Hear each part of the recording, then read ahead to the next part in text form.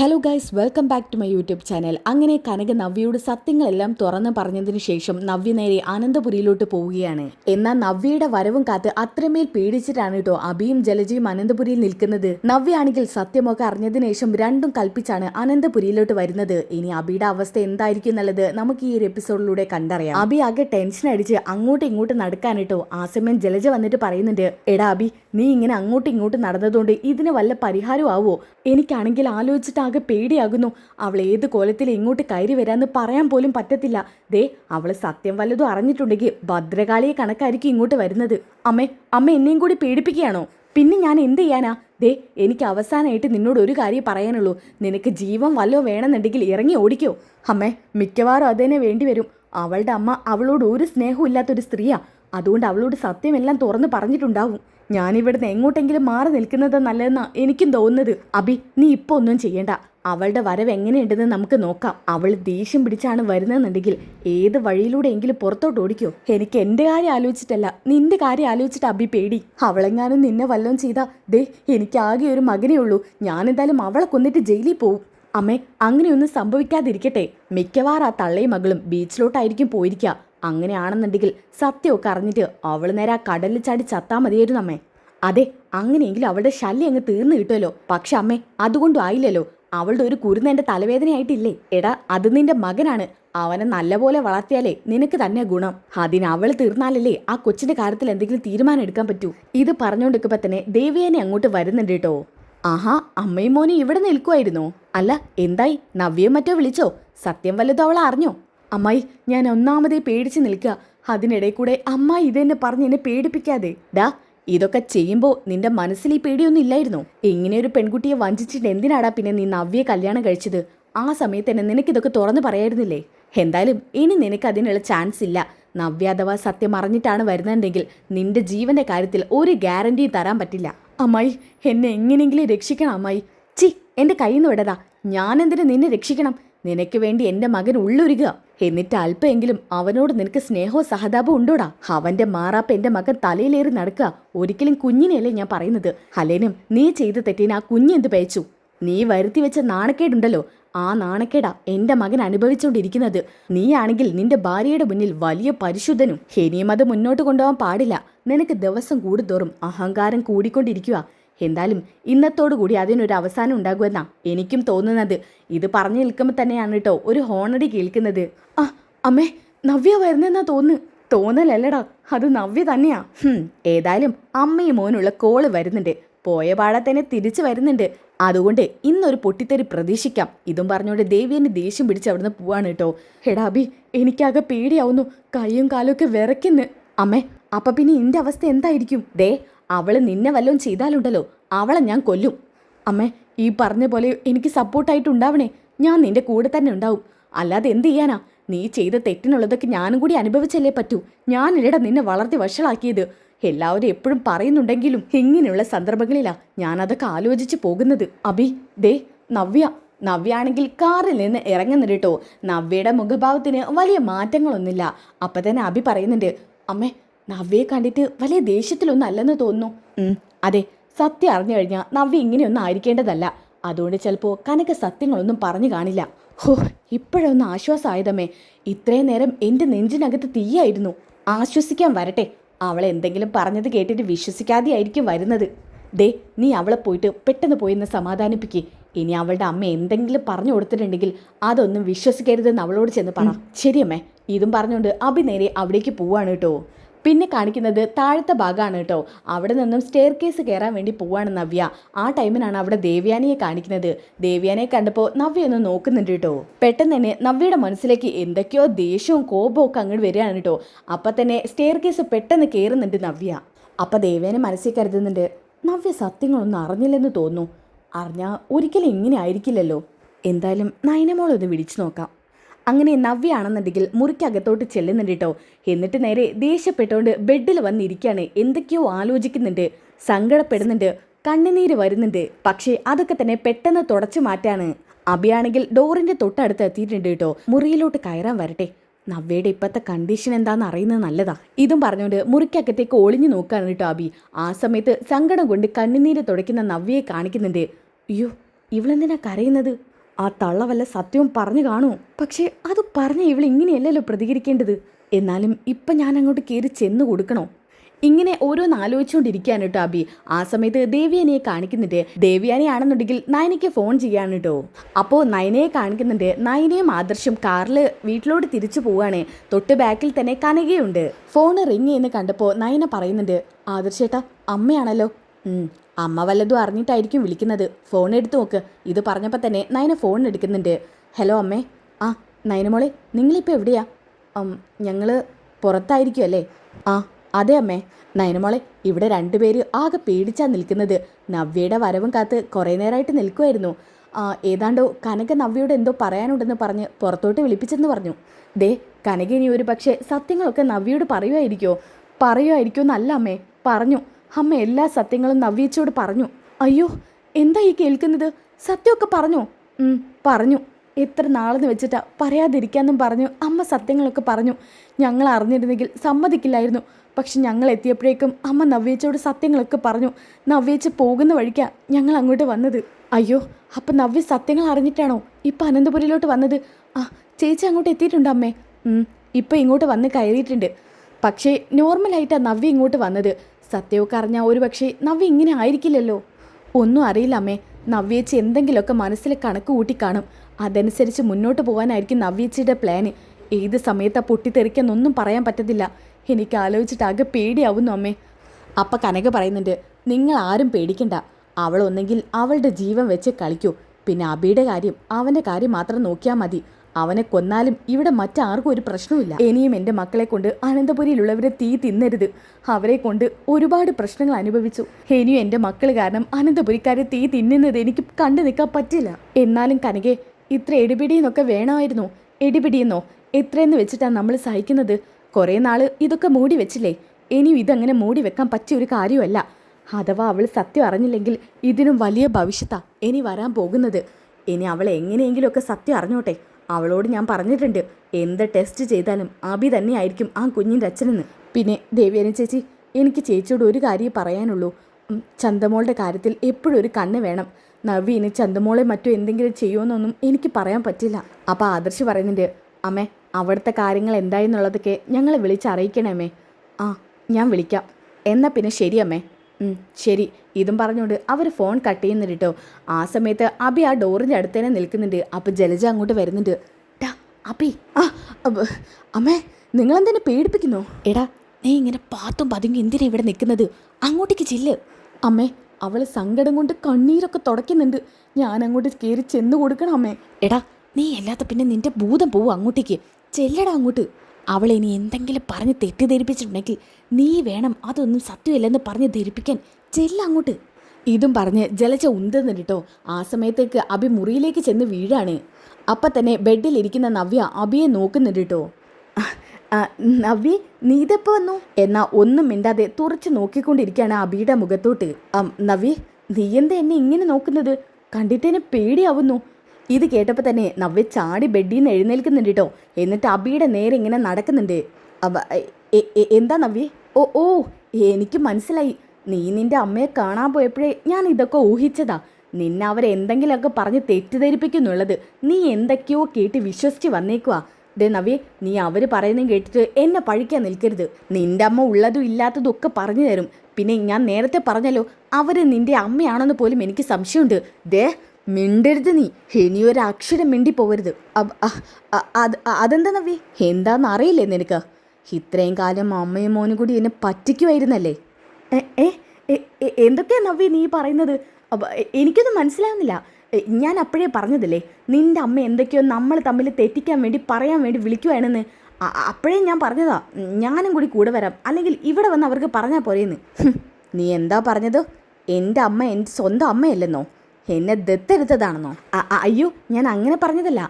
അവർക്ക് നന്ദുവിനോടും നയനയോടും ഒരു പ്രത്യേക ഇഷ്ടമുണ്ട്.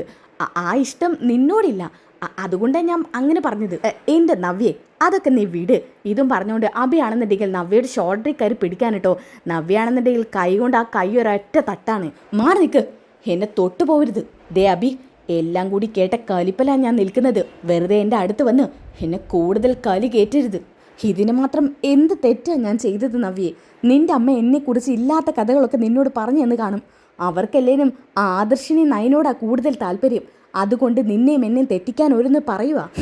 മതി, നിർത്തിക്കോ. നീ ഇനി എൻ്റെ അമ്മയെക്കുറിച്ച് കൂടുതലൊന്നും പറയണ്ട. എനിക്ക് ലാസ്റ്റ് ഒരു തവണയും കൂടി നിന്നോടൊരു കാര്യം ചോദിക്കാനുണ്ട്. നീ AM ജ്വല്ലറിയിൽ മാനേജറായിട്ട് പോകോ ഇല്ലയോ? അപ്പോൾ ഇവള് സത്യമൊന്നും അറിഞ്ഞില്ലേ? എന്താ ആലോചിക്കുന്നത്? അത് അല്ല, എന്താ നിന്റെ അമ്മ നിന്നോട് പറഞ്ഞത്? എൻ്റെ അമ്മ എന്നോട് പറഞ്ഞത് നിന്നെ AM ജ്വല്ലറിയിൽ മാനേജർ ആക്കരുതെന്ന്. അങ്ങനെ അഥവാ നീ AM ജ്വല്ലറിയിൽ മാനേജറായാൽ ഞാനറിയാത്ത എന്തൊക്കെയോ ഞെട്ടിക്കുന്ന സത്യങ്ങളൊക്കെ വിളിച്ചു പറയുമെന്ന് പറഞ്ഞു. ഞാനെന്തായാലും അതൊന്നും വിശ്വസിക്കാൻ പോകുന്നില്ല. അവരിനി എത്ര വലിയ നുണ പറഞ്ഞാലും അത് ഞാൻ വിശ്വസിക്കത്തില്ല. എനിക്ക് നിന്നോടാ ചോദിക്കാനുള്ളത്, നീ AM ജ്വല്ലറിയിൽ മാനേജറായിട്ട് പോകോ ഇല്ലയോ? അതെന്ത് ചോദ്യം നവ്യെ?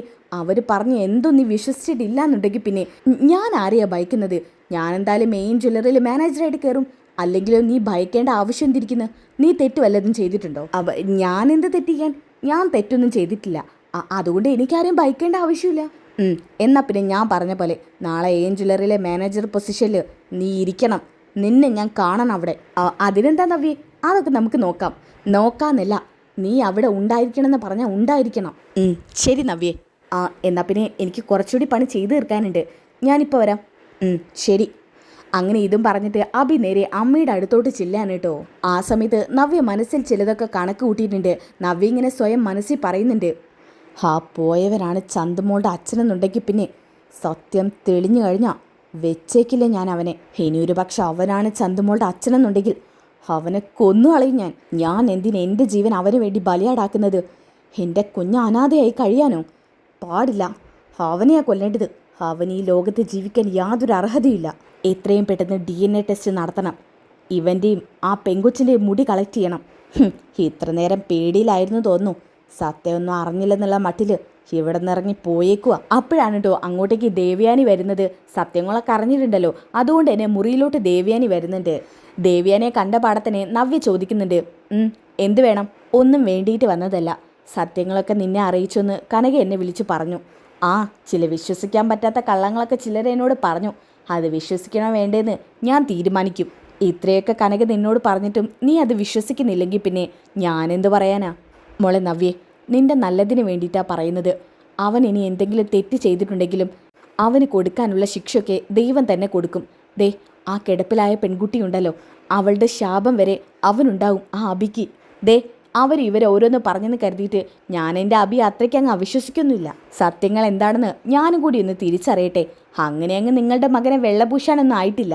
അതുകൊണ്ട് ആവുമ്പോൾ ഞാൻ അങ്ങോട്ട് പറയാം. നീ വിശ്വസിച്ചാലും വിശ്വസിച്ചില്ലെങ്കിലും ഇതാണ് സത്യം. നീ എങ്ങനെ പോയി തെളിയിച്ചാലും ഇത് തന്നെയായിരിക്കും സത്യം. അന്ന് നീ ചെയ്തു കൂട്ടിയത് ആലോചിച്ചിട്ടൊന്നും ഒരിക്കലും പശ്ചാത്താപിക്കരുത്. സത്യങ്ങളൊക്കെ അറിഞ്ഞിട്ട് നിന്റെ ഭാവം എന്താണെന്ന് അറിയാൻ വേണ്ടി വന്നതാ ഞാൻ. നീ ആരോടും ക്ഷമ ചോദിക്കണമെന്നോ അല്ലെങ്കിൽ ആരുടെ മുന്നിൽ തല താഴ്ത്തണമെന്നോ എനിക്കില്ല. പക്ഷേ സത്യങ്ങളൊക്കെ നീ അറിഞ്ഞിരിക്കണം. അവനുള്ളത് ദൈവം കൊടുത്തോളും. സത്യങ്ങളൊക്കെ അറിഞ്ഞു കഴിഞ്ഞാൽ നീ ഒരിക്കലും നിന്റെ ഈ ധൈര്യം കൈവിടരുത്. കുഞ്ഞിന് വേണ്ടി നീ അവൻ്റെ മുന്നിൽ ജീവിക്കണം.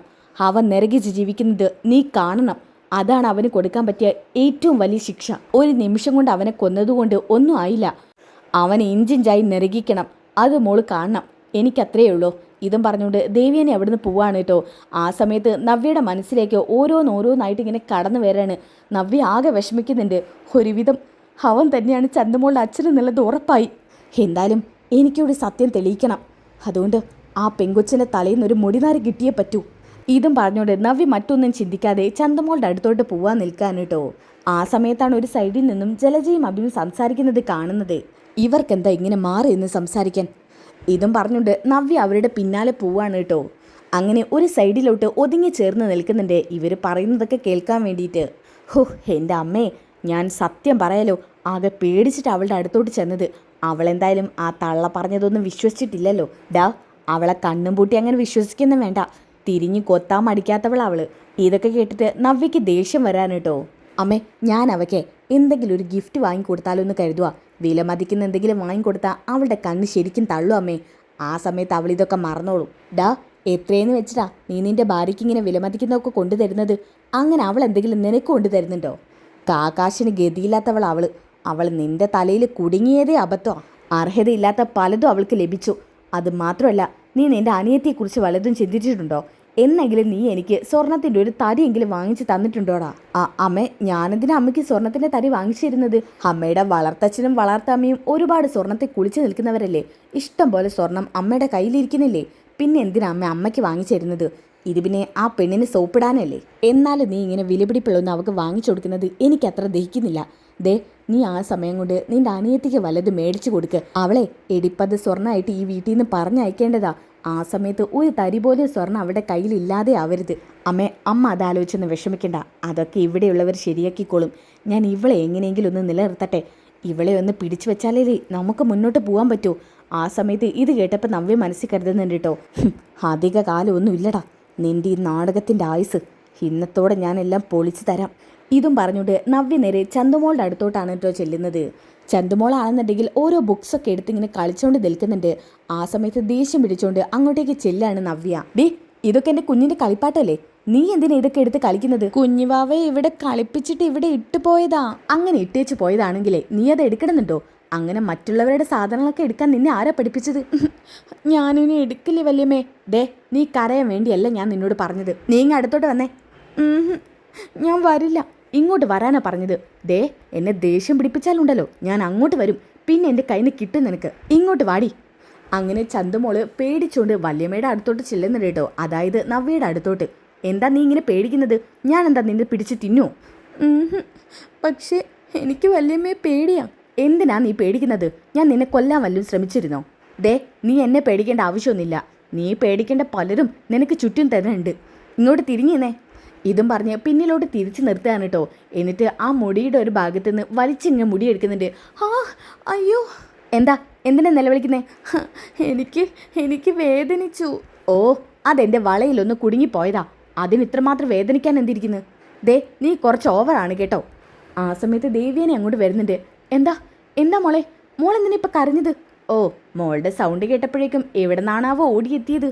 അതെ, മോളുടെ അച്ഛനും അമ്മയും എന്നെ ഏൽപ്പിച്ചിട്ട് ഇവിടുന്ന് പോയതാ. അപ്പം പിന്നെ കുഞ്ഞിനെ നോക്കേണ്ടത് എൻ്റെയും കൂടി ഉത്തരവാദിത്തല്ലേ? മോളെ ഇങ്ങ് വന്നേ. മോളെ ഇവള് എന്തെങ്കിലും ചെയ്തോ? ഇല്ല. മോളെ തുറന്ന് പറയൂ. അത് പിന്നെ എൻ്റെ കൈ അറിയാതെ അവളുടെ മുടിയിലൊന്ന് കുടുങ്ങി. ഇത് കേട്ടപ്പോൾ തന്നെ ദേവി എനിക്ക് കാര്യം പിടികിട്ടാണ് കേട്ടോ. മനസ്സിലായി നീ എന്തിനാ കുഞ്ഞിൻ്റെ മുടി പിടിച്ച് വേദനിപ്പിച്ചേന്ന്. എന്തോന്ന് മനസ്സിലാവാൻ? ഞാനിപ്പോൾ പറഞ്ഞില്ലേ, എൻ്റെ ബാങ്കിളൊന്ന് കുട്ടിയുടെ മുടിയിലൊടക്കി. ദേ നവ്യേ, നീ ആരോട് ഈ കള്ളം പറയുന്നത്? നിനക്ക് DNA ടെസ്റ്റ് നടത്താൻ കുഞ്ഞിൻ്റെ മുടി വേണമല്ലേ? അയ്യോ, ഞാനങ്ങനെയൊന്നും ചിന്തിച്ചിട്ട് പോലുമില്ല. പിന്നെ നിൻ്റെ കയ്യിലിരിക്കുന്ന മുടി പിന്നെന്താ? നീയേ ഈ കുഞ്ഞിനെ വേദനിപ്പിച്ചിട്ടാണോ മുടിയെടുക്കുന്നത്? നിനക്ക് വേണമെന്നുണ്ടെങ്കിൽ ഞാൻ എടുത്തു തരില്ലേ? കുഞ്ഞിനെ വേദനിപ്പിച്ചിട്ടല്ല അത് ചെയ്യേണ്ടത്. പിന്നെ നീ ഇപ്പം നിൻ്റെ പുണ്യാനലായ ഭർത്താവിനെ വിശ്വസിച്ചുകൊണ്ട് ഇത് DNA ടെസ്റ്റിന് പോവല്ലേ? ശരിക്കും പറഞ്ഞാൽ അതിൻ്റെ ഒന്നും ആവശ്യമില്ല. എന്നെ എനിക്ക് ആവശ്യമുണ്ട്.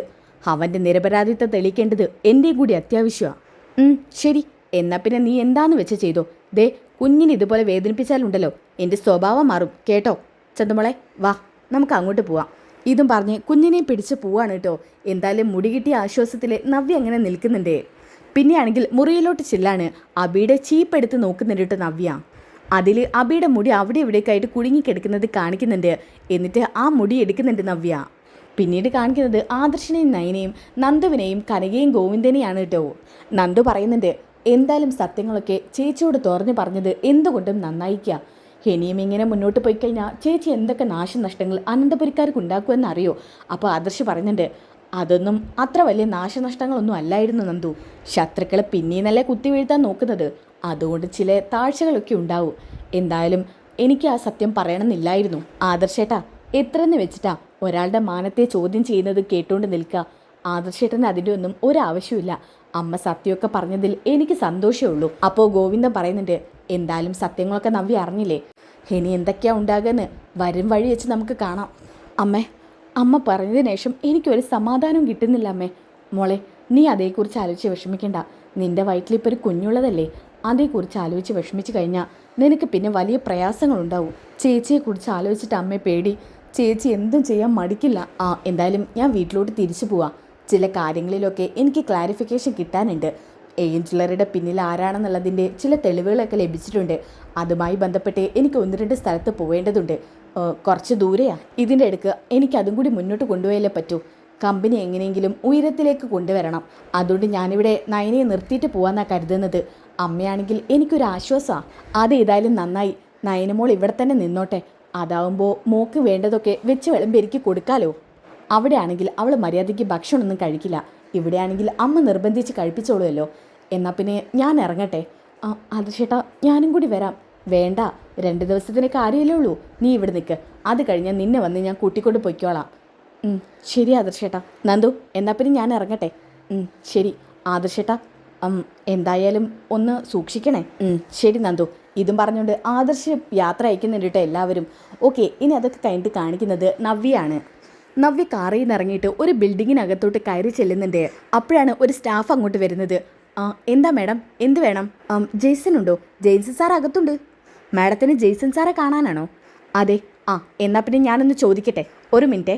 ഇതും പറഞ്ഞുകൊണ്ട് നേരെ മുറിയിലോട്ട് ചെല്ലുന്നുണ്ട് കേട്ടോ. സാറെ കാണാൻ ആരോ വന്നിട്ടുണ്ട്. ആരാടോ? അറിയില്ല സാറേ, പക്ഷെ കണ്ടിട്ട് നല്ല മുഖപരിചയം തോന്നിക്കുന്നുണ്ട്. ആരായാലും വരാൻ പറയും. ശരി സാറേ. ഇതും പറഞ്ഞ് നവ്യയുടെ അടുത്തോട്ട് ചെല്ലാൻ കേട്ടോ. മാഡം, അകത്തോട്ട് ചെല്ലാൻ പറഞ്ഞു സാറ്. ശരി. അങ്ങനെ നവ്യ അകത്തോട്ട് ചെല്ലുമ്പോൾ തന്നെ ജെയ്സനെ നവ്യയെ കാണുന്നുണ്ട് കേട്ടോ. ആഹാ, ഇതാരാ? ഏഞ്ചലറിയുടെ മോഡലാണല്ലോ. മാഡം എന്താ ഇവിടെ? അത് പിന്നെ ജെയ്സ, എനിക്ക് നിന്നെക്കൊണ്ട് ഒരു ഉപകാരമുണ്ട്. എന്താ മാഡം? മാഡത്തിന് എന്താ അറിയേണ്ടത്? ഈ കവറിലുള്ളത് 2 പേരുടെ മുടിനാരിഴകളാ. ഒരു ചെറിയ കുഞ്ഞിൻ്റെതും ഒരു പുരുഷൻ്റെതുവാ. ഇവർ തമ്മിൽ രക്തബന്ധം ഉണ്ടോയെന്ന് എനിക്കറിയണം. മാഡം എന്താ ഉദ്ദേശിക്കുന്നത്? വേറൊന്നുമല്ല, ഇവർ തമ്മിൽ അച്ഛനും മകളും ആണെന്ന് എനിക്ക് തിരിച്ചറിയണം. അതാണോ? അതെ, അത് സിമ്പിളാണ്. ആ കാര്യം ഞാൻ ഏറ്റു. ഇത് ശരിയായി കഴിഞ്ഞാൽ ഞാൻ മാഡത്തെ വിളിക്കാം. ശരി. നീ നല്ല രീതിക്ക് നോക്കണം. അതൊക്കെ ഞാൻ ഏറ്റു മാഡം. അല്ല, ഇത് ആരുടേതാണെന്നൊന്നും ഇപ്പോൾ ജെയ്സൺ അറിയണ്ട. ഇപ്പോൾ ഇത് അച്ഛനും മകളും ആണെന്ന് എനിക്ക് തിരിച്ചറിഞ്ഞേ പറ്റൂ. എന്തായാലും മണിക്കൂറുകൾക്കുള്ളിൽ ഇതിൻ്റെ റിസൾട്ട് അറിയും. ശരി ജെയ്സ. അങ്ങനെ നവ്യാണെന്നുണ്ടെങ്കിൽ അവിടെ നിന്ന് പോവുകയാണ് കേട്ടോ. അങ്ങനെ നേരെ അനന്തപുരിയിലോട്ടാണ് കയറി ചെല്ലുന്നത്. അനന്തപുരിയിലോട്ട് കയറി ചെല്ലുമ്പോൾ തന്നെ റൂമിൻ്റെ സൈഡിലായിട്ട് ചന്തുമോൾ നിൽക്കുന്നുണ്ട്. ചന്തുമോളെ കണ്ടപ്പോൾ നേരെ അങ്ങോട്ട് ചെല്ലാണ് കേട്ടോ നവ്യ. നവ്യയെ കണ്ടപ്പോൾ തന്നെ കുഞ്ഞ് പിന്നിലോട്ട് വലിയുന്നുണ്ട് കേട്ടോ. അത് കണ്ടപ്പോൾ നവ്യ പറയുന്നുണ്ട്, അതെ ഒന്ന് നിന്നേ, ഞാൻ നിന്നെ ഒന്നും ചെയ്യില്ല. വല്യമ്മയെ കണ്ട് നീ ഇങ്ങനെ പേടിക്കൊന്നും വേണ്ട. ഞാനേ നിനക്കൊരു സാധനം തരാനാണ് വന്നത്. നോക്കിയേ, ഇതെന്താണ് നോക്ക്. ഹായ്, ചോക്ലേറ്റ് ഐസ്ക്രീമും. വയറ് നിറച്ച് കഴിച്ചോ. പിന്നെ ഇത് കഴിക്കുന്നതിന് മുമ്പ് വല്യമ്മ ചില ചോദ്യങ്ങളൊക്കെ ചോദിക്കും. അതിന് മറുപടി തരുമല്ലോ? തരാലോ. എന്നാൽ പിന്നെ വല്യമ്മ ഓരോന്നോരോന്നായിട്ട് ചോദിക്കാം. ശരി. ചോദ്യത്തിന് മറുപടി പറഞ്ഞാൽ കുഞ്ഞുവാവയെ കാണിക്കൂ. അതിനെന്താ, കുഞ്ഞുവാവ ഞാൻ എടുത്തോണ്ട് ഇപ്പം വരും. ശരി, എന്നാൽ ഞാൻ പറയാം. ചന്തുമോളുടെ അമ്മ അച്ഛനെക്കുറിച്ച് ഇതുവരെ ഒന്നും പറഞ്ഞിട്ടില്ലേ? അമ്മ ഇല്ല. എൻ്റെ അച്ഛൻ ആദർശച്ഛനല്ലേ? ആദർശച്ഛൻ്റെ ഫോട്ടോ കാണിച്ചിട്ട് അമ്മ എപ്പോഴെങ്കിലും പറഞ്ഞിട്ടുണ്ടോ അതാണ് മോളുടെ അച്ഛനെന്ന്? ഒരിക്കൽ പോലും എന്നോട് പറഞ്ഞിട്ടില്ല. അപ്പം നവ്യ എന്തോ ആലോചിക്കുന്നുണ്ട് കേട്ടോ. മോളെ, അത് പോട്ടെ. മോൾ എപ്പോഴെങ്കിലും മോളുടെ അമ്മയുടെ ഫോണിൽ ചെറിയച്ഛൻ്റെ ഫോട്ടോ കണ്ടിട്ടുണ്ടോ? അത് പറയ്, മോൾ കണ്ടിരുന്നോ? ഒരിക്കൽ കണ്ടിരുന്നോ? അത് കേട്ടപ്പോൾ ആകെ ദേഷ്യം വരാനിട്ടോ നവ്യയ്ക്ക്. അപ്പോൾ ഞാൻ വിശ്വസിക്കുന്നതിൽ എന്തൊക്കെയോ സത്യങ്ങളുണ്ട്. ആ സമയത്താണ് ദേവേനെ അങ്ങോട്ട് വരുന്നത്. മോളിങ്ങ് വന്നേ. ഇതെന്താ, ആരാ ഈ ചോക്ലേറ്റ് ഒക്കെ തന്നത്? വല്യമ്മ തന്നതാ. നവ്യേ, നീ എന്താ ഇപ്പോൾ കൊച്ചിനെ എപ്പോഴും ഇല്ലാത്ത സ്നേഹത്തിൽ ചോക്ലേറ്റ് ഒക്കെ വാങ്ങിച്ചു കൊടുക്കുന്നത്? എനിക്ക് വാങ്ങിച്ചു കൊടുക്കണം തോന്നി, ഞാൻ വാങ്ങിച്ചു കൊടുത്തു, അത്രേ ഉള്ളൂ. ഇതും പറഞ്ഞ് നവ്യ അവിടെ നിന്ന് പോവാണ് കേട്ടോ. മോളെ, ആ ചോക്ലേറ്റ് ഒന്നും തിന്നണ്ട. അവൾ എന്തും ഭാവിച്ച് തന്നതാണെന്നൊന്നും അറിയില്ല. ഇങ്ങ് തന്നെ ചോക്ലേറ്റ് മുത്തശ്ശി വേറെ വാങ്ങിച്ചു തരാം. ഇതും പറഞ്ഞുകൊണ്ട് ചോക്ലേറ്റ് മേടിക്കുന്നുണ്ട് കേട്ടോ. ഐസ്ക്രീമും ചോക്ലേറ്റും കൊടുത്ത് കുഞ്ഞിന് ഓരോന്നും പറഞ്ഞ് വശത്താക്കുക. മോളെ, ഇനി വല്യമ്മ എന്ത് തന്നാലും ഇതുപോലെ വാങ്ങിച്ച് കഴിക്കരുത് കേട്ടോ. ശരി. അല്ല, അവളെ മോളോട് എന്തെങ്കിലും ചോദിച്ചോ ചോക്ലേറ്റ് തന്നിട്ട്? ചോദിച്ചു. എന്ത് ചോദിച്ചു? അച്ഛൻ്റെ ഫോട്ടോ അമ്മയുടെ ഫോണിൽ കണ്ടിട്ടുണ്ടോ എന്ന് ചോദിച്ചു. പിന്നെ ചെറിയച്ഛൻ്റെ ഫോട്ടോ കണ്ടിട്ടുണ്ടോ എന്ന് ചോദിച്ചു. എന്നിട്ട് മോളെന്താ പറഞ്ഞത്? ചെറിയച്ഛൻ്റെ ഫോട്ടോ ഒരിക്കൽ ഞാൻ കണ്ടിരുന്നു, അത് പറഞ്ഞു. അയ്യോ മോളെ, നീ എന്തിനാ അതൊക്കെ പറയാൻ പോയത്? മോളോട് ചോദിച്ചപ്പോൾ സത്യം പറഞ്ഞു പോയതാ. പോട്ടെ, മോള് വന്നേ. ഇതും പറഞ്ഞ് കുഞ്ഞിനെ എടുത്തുകൊണ്ട് പോവാണ് കേട്ടോ. അങ്ങനെ നവ്യ എന്തായാലും ഒരു കാര്യം മനസ്സിലാക്കാണ്, അനഘയെ ഒന്ന് ചെന്ന് കാണണമെന്ന്. അങ്ങനെ നേരെ അനഘയെ കാണാൻ വേണ്ടി പുറത്തോട്ട് ഇറങ്ങാൻ നിൽക്കാൻ കേട്ടോ. ആ സമയത്ത് അഭി അങ്ങോട്ട് വരുന്നുണ്ട്. നവ്യ, നീ ഇതെങ്ങോട്ട് പോവാ? എനിക്ക് ഒരു ഷൂട്ടിൻ്റെ അത്യാവശ്യത്തിന് കുറച്ച് സാധനം പർച്ചേസ് ചെയ്യാൻ പോകണം. അതിനുവേണ്ടി ഞാൻ പുറത്തോട്ട് ഇറങ്ങുക. എന്നാൽ പിന്നെ ഞാനും വരാം. എനിക്ക് നാളെ പോകാൻ വേണ്ടിയിട്ട് 1-2 സാധനങ്ങൾ പർച്ചേസ് ചെയ്യാനുണ്ട്. നാളെ മാനേജറായിട്ട് കയറുമല്ലേ? അബി, നീ വേറെ പോയിക്കോ. എനിക്കും എൻ്റേതായിട്ടുള്ള ചില കാര്യങ്ങളൊക്കെ ഉണ്ട്. ഞാൻ എത്തുമ്പോഴത്തേക്കും സമയം ഒരുപാട് വൈകും. അതുകൊണ്ട് നീ ഒറ്റയ്ക്ക് പോയാൽ മതി. ശരി. ഇതും പറഞ്ഞുകൊണ്ട് നവ്യ അവിടെ നിന്ന് ഇറങ്ങി പോവാണ് കേട്ടോ. ഷോ, ഇവളെങ്ങോട്ടേക്കാണോ ഈ പോകുന്നത്? രാവിലെ പോകും, കുറച്ച് കഴിഞ്ഞാൽ വരും, പിന്നെയും പോകും, പിന്നെയും വരും. ഇവളുടെ മനസ്സിലിനി വല്ല ദുരുദ്ദേശം കിടപ്പുണ്ടോ? ഏയ്, അങ്ങനെയൊന്നും സംസാരത്തിൽ തോന്നുന്നില്ല. വെട്ടൊന്ന് മുറി രണ്ടെന്ന് അവൾക്ക്. അതുകൊണ്ട് അവളങ്ങനെ വെറുതെ വെക്കില്ല ഓരോ കാര്യവും. അങ്ങനെ നേരെ അനഘയെ കാണാൻ വേണ്ടി നവ്യ ചെല്ലുകയാണ് കേട്ടോ. നവ്യ അങ്ങനെ അനഘയുടെ വീട്ടിൻ്റെ മുറ്റത്തെത്തുന്നുണ്ട്. എന്നിട്ട് കോളിംഗ് ബെൽ അടിക്കുന്നുണ്ട് കേട്ടോ. ആ സമയത്ത് ഡോറ് തുറക്കാൻ വേണ്ടിയിട്ട് അവിടുത്തെ ചേച്ചി വരുന്നുണ്ട്. മോളെ, നീയോ? ചേച്ചി, അനഘയ്ക്കിപ്പോൾ എങ്ങനെയുണ്ട്? കുഴപ്പമൊന്നുമില്ല, ഇപ്പോൾ ഒരുപാട് മാറ്റമാണ്. അനഘയാണെന്നുണ്ടെങ്കിൽ ബെഡിൽ ഇങ്ങനെ ഇരുത്തിയിട്ടുണ്ട് കേട്ടോ. ഇപ്പോൾ കുറേ കാര്യങ്ങളിൽ മാറ്റം വന്നു തുടങ്ങി. ചുണ്ടി ചെറുതായിട്ട് അനങ്ങുന്നുണ്ട്, കൈവിരലുകൾ ചെറുതായിട്ട് അനങ്ങുന്നുണ്ട് കേട്ടോ. അപ്പോൾ നവ്യ അങ്ങോട്ട് ചെല്ലുന്നുണ്ട്. അനഘേ. അപ്പോൾ ചെറുതായിട്ട് കണ്ണുകൾ ചലിപ്പിച്ച് അനഘ ഇങ്ങനെ നോക്കുന്നുണ്ട് കേട്ടോ നവ്യയെ. ഒരുപാട് മാറ്റം വന്നല്ലോ. കിടക്കുന്ന അവസ്ഥയിലായിരുന്നു ഞാൻ മുമ്പ് കണ്ടിരുന്നത്. ഇപ്പോൾ ഒരുപാട് മാറ്റം വന്നു. ഞാൻ വന്നത് തനിക്ക് ഇഷ്ടപ്പെട്ടിട്ടുണ്ടാവുമെന്ന് എനിക്കറിയില്ല. എങ്കിലും ഇപ്പോഴത്തെ എൻ്റെ വരവ് ആരെയും കുറ്റപ്പെടുത്താനൊന്നുമല്ല. ചില സത്യങ്ങളൊക്കെ പാതി സത്യമായി അറിഞ്ഞിട്ടാ ഞാൻ വന്നിരിക്കുന്നത്. ആദർശായിരുന്നു നിൻ്റെ ജീവിതം നശിപ്പിച്ചെന്നാ ഞാൻ ഇതുവരെ ധരിച്ചിരിക്കുന്നത്. പക്ഷേ ഇന്ന് ഞാൻ ചില സത്യങ്ങളൊക്കെ അറിഞ്ഞു. അതിലെന്തെങ്കിലും സത്യം ഉണ്ടെന്നുണ്ടെങ്കിൽ നീ എനിക്ക് എങ്ങനെയെങ്കിലും അതിനൊരു സൂചന തരണം. ഞാനൊന്നും വെച്ച് താമസിപ്പിക്കുന്നില്ല. ഇപ്പം തന്നെ പറയാം. ഹബിയായിരുന്നു നിന്നെ ചതിച്ചത്. ഹബിയാണ് നിൻ്റെ കുഞ്ഞിൻ്റെ അച്ഛൻ. ഇത് കേട്ടപ്പോൾ കൈയൊക്കെ ഇങ്ങനെ അനങ്ങുന്നിട്ടോ അറിയാതെ തന്നെ. എന്നിട്ട് കണ്ണുനീര് വരുന്നിട്ടോ അനഘയുടെ കണ്ണിൽ നിന്നും. അപ്പോഴാണ് അവിടുത്തെ സെർവൻ്റ് അങ്ങോട്ട് വരുന്നത്. മോളെന്തിനാ ഇങ്ങനെയൊക്കെ ചോദിക്കുന്നത്? ഒന്നുമല്ല ആൻറ്റി, ചില സത്യങ്ങളൊക്കെ ഞാൻ അറിഞ്ഞു. ഇതിൽ വല്ല സത്യം ഉണ്ടോ എന്ന് അറിയാൻ വേണ്ടി വന്നതാ. അനഘയുടെ ഈ കണ്ണുനീര് തന്നെ എനിക്കുള്ള ഉത്തരം. എനിക്ക് മനസ്സിലാവും അവരാണ് നിന്നെ ചതിച്ചതെന്ന്. എന്നാലും ഒരു രേഖ എന്നുള്ള അടിസ്ഥാനത്തിൽ DNA ടെസ്റ്റിന് കൊടുത്തിട്ടുണ്ട് ഞാൻ. അവരെന്നെ വിളിക്കും. ആ സമയത്ത് അറിയാം ഹബിയാണോ ചന്ദമോളുടെ അച്ഛനെന്ന്. അപ്പം ഞാൻ വിശ്വസിക്കുകയല്ല. ഇനി അബിയാണ് നിന്നെ ഇല്ലാതാക്കിയതെന്നുണ്ടെങ്കിൽ പിന്നെ ഞാൻ അവരെ വെറുതെ വിടില്ല. അവന് കൊടുക്കേണ്ട ശിക്ഷ ഞാൻ കൊടുത്തിരിക്കും. ആ സമയത്താണ് നവ്യയുടെ ഫോണിലേക്ക് ഒരു കോള് വരുന്നത്. അത് മറ്റാരും അല്ല കേട്ടോ, ഈ DNA ടെസ്റ്റിന് കൊടുത്തേൽപ്പിച്ചില്ലേ അയാൾ തന്നെയാണ്. ഹലോ ജെയ്സ. നവ്യ, റിസൾട്ടിൻ്റെ റിപ്പോർട്ട് റെഡി ആയിട്ടുണ്ട്. നീ എപ്പോഴാണ് വരിക? ഞാൻ ഇപ്പം തന്നെ വരാം. ശരി. ഇതും പറഞ്ഞ് ഫോൺ കട്ടാക്കുന്നുണ്ട് കേട്ടോ. എന്നെ DNA ടെസ്റ്റിന് കൊടുത്ത സ്ഥലത്തു നിന്നാണ് വിളിച്ചത്. ഇതിൻ്റെ റിസൾട്ട് എന്താണെന്ന് അറിയണം. എന്തായാലും എൻ്റെ പ്രാർത്ഥന അബി ആയിരിക്കരുതെന്നാ. സത്യമല്ല ആവുക. അതുകൊണ്ട് സത്യം തന്നെ അറിയണമെന്ന് എനിക്കുണ്ട്. എന്തായാലും നിൻ്റെ അവസ്ഥ ഒരു പെൺകുട്ടിക്ക് വരാതിരിക്കട്ടെ എന്നാ ഞാൻ പ്രാർത്ഥിക്കുന്നത്. നിൻ്റെ അസുഖം എത്രയും പെട്ടെന്ന് ഭേദമാവും. നിന്നോട് ആരാണോ തെറ്റ് ചെയ്തത് അവരോട് നീ പ്രതികാരം വീട്ടുക തന്നെ വേണം. ശരി അനഘേ. ചേച്ചി, ഞാൻ ഇറങ്ങട്ടെ. മോളെ ഇത്രയൊക്കെ അറിഞ്ഞ സ്ഥിതിക്ക് എനിക്കും ചില സത്യങ്ങൾ മോളോട് പറയാനുണ്ട്. എന്താ ചേച്ചി? വേറൊന്നുമല്ല, പല തവണയായിട്ട് അബി ഇവിടെ വന്നിട്ടുണ്ട്. മോളുടെ കഴുത്തിന് കയറി പിടിച്ച് മോളെ ഒരുപാട് രീതിയിൽ അപായപ്പെടുത്താൻ ശ്രമിച്ചിട്ടുണ്ട്. അത് മാത്രമല്ല, മോളെ കാണാൻ അയാൾ എപ്പോഴൊക്കെ വരുന്നുണ്ടോ അപ്പോഴൊക്കെ മോളുടെ മുഖഭാവം ഒരുപാട് മാറും. മോൾക്കെന്തോ ദേഷ്യം കൂടിയ പോലെ തോന്നും. മോളുടെ മുഖമൊക്കെ കറുത്തിരുണ്ട് കാർമേഘം കൂടിയ പോലെ ആയിരിക്കും. അപ്പോൾ ഞാനറിയാതെ അവനിവിടെ പലതവണ വന്നിട്ടുണ്ടല്ലേ? പലതവണ വന്നിട്ടുണ്ട്. ആദർശ സാറും നയനമോളും ഒക്കെ ഇടയ്ക്കൊക്കെ വന്നിട്ട് പോകും. അതിനേക്കാൾ കൂടുതൽ അവൻ ഇവിടെ വന്നിട്ട് പോകാറുണ്ട്. അതുമാത്രമല്ല, ഞാൻ പലപ്പോഴും പുറത്തേക്ക് ഇറങ്ങുന്ന സമയത്ത് ആരൊക്കെയോ പുറത്തേന്ന് അകത്തോട്ട് നോക്കുന്ന പോലെ എനിക്ക് തോന്നാറുണ്ട്. മോളെ എപ്പോഴും ഒറ്റയ്ക്കിട്ട് പോകുമ്പോൾ എനിക്കാകെ പേടിയാണ്. എനിക്ക് പേടിക്കണ്ട ചേച്ചി. ഇന്നത്തോടു കൂടി സത്യങ്ങളൊക്കെ അറിഞ്ഞു കഴിഞ്ഞാൽ അവൻ തെറ്റുകാരനാണെന്നുണ്ടെങ്കിൽ അവന് വേണ്ട ശിക്ഷ ഞാൻ വാങ്ങിച്ചു കൊടുത്തേക്കും. ശരി ചേച്ചി, ഞാൻ ഇറങ്ങാം. ഇതും പറഞ്ഞ് നവ്യ ഇറങ്ങുന്നുണ്ട് കേട്ടോ. ആ സമയത്തിന് ആ ചേച്ചി ദേവ്യാനിക്ക് വിളിക്കുന്നുണ്ട്. ദേവ്യാനി ഫോൺ അടിക്കുന്നുണ്ട് കേട്ടോ. ഹലോ ദേവ്യാനി ചേച്ചി. എന്താ ചേച്ചി? ഇപ്പോൾ നവ്യക്കുച്ചി ഇവിടെ വന്നിരുന്നു. നവ്യയോ? നവ്യ തന്നെ. സത്യങ്ങളൊക്കെ അറിഞ്ഞിട്ടാണ് വന്നെന്നാണ് തോന്നുന്നത്. അതെ, അവൾ സത്യങ്ങളൊക്കെ അറിഞ്ഞു കഴിഞ്ഞു. എന്തായാലും സത്യങ്ങളൊക്കെ അറിഞ്ഞു കഴിഞ്ഞ സ്ഥിതിക്ക് അഭിസാർ ഇവിടെ വരാറുള്ള കാര്യമൊക്കെ ഞാൻ കുഞ്ഞിനോട് പറഞ്ഞു. കുഞ്ഞ് ആകെ വിഷമിച്ചോണ്ടാണ് പോയത്. DNA ടെസ്റ്റിന് റിപ്പോർട്ടോ മറ്റോ കിട്ടിയെന്നൊക്കെ കുഞ്ഞ് പറഞ്ഞത്. അത് വാങ്ങിക്കാൻ വേണ്ടി പോവുക. എന്തായാലും ഒരു കണ്ണാ കുഞ്ഞിൻ്റെ മേലുണ്ടാകുന്നത് നല്ലതായിരിക്കും. മാനസികാവസ്ഥ തെറ്റിയ രീതിയിൽ അത് നടക്കുന്നത്. ശരി ശാന്തേ, ഞാൻ നിന്നെ വിളിക്കാം. ഇതും പറഞ്ഞുകൊണ്ട് ദേവേനെ ഫോൺ കട്ട് ചെയ്യുന്നുണ്ട് കേട്ടോ. ഈ നവ്യ ഇത് എന്തും ഭാവിച്ചാണാവോ?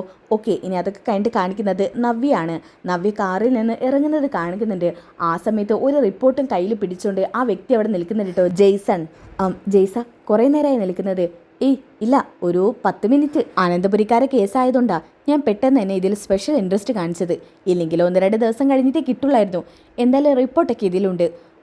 റിപ്പോർട്ട് ഞാൻ പറഞ്ഞേക്കാളും ഭേദം നിങ്ങൾ നോക്കുന്നതാ. ശരി, എന്നാൽ പിന്നെ ഞാൻ പോട്ടെ. ആ ശരി. അങ്ങനെ ജെയ്സൺ അവിടുന്ന് പോകുന്നുണ്ട് കേട്ടോ. ആ സമയത്താണെങ്കിൽ റിപ്പോർട്ട് തുറക്കുന്ന നവ്യയെ കാണിച്ചുകൊണ്ട് ഈ എപ്പിസോഡ് ഇവിടെ അവസാനിക്കുകയാണ്. അപ്പോൾ ആ റിപ്പോർട്ടിൽ എന്താ ഉണ്ടാവുക എന്ന് അറിയണ്ടേ? അതിനുവേണ്ടി നിങ്ങൾ നെക്സ്റ്റ് എപ്പിസോഡ് ഒന്ന് കമൻറ്റ് ചെയ്യുക. അടുത്ത എപ്പിസോഡിൽ ആ റിപ്പോർട്ടിൽ എന്താ ഉണ്ടാവുക എന്നുള്ളതൊക്കെ വ്യക്തമായിട്ട് പറയാട്ടോ. അപ്പോൾ അടുത്ത എപ്പിസോഡ് കിട്ടാൻ വേണ്ടി ചാനൽ സബ്സ്ക്രൈബ് ചെയ്യുക, വീഡിയോ ഒന്ന് ലൈക്ക് ചെയ്യുക, നെക്സ്റ്റ് എപ്പിസോഡ് ഒന്ന് കമൻറ്റ് ചെയ്യുക. അപ്പോൾ അടുത്ത വീഡിയോയിൽ കാണുന്നവരേക്ക് എല്ലാവർക്കും ബൈ ഗൈസ്.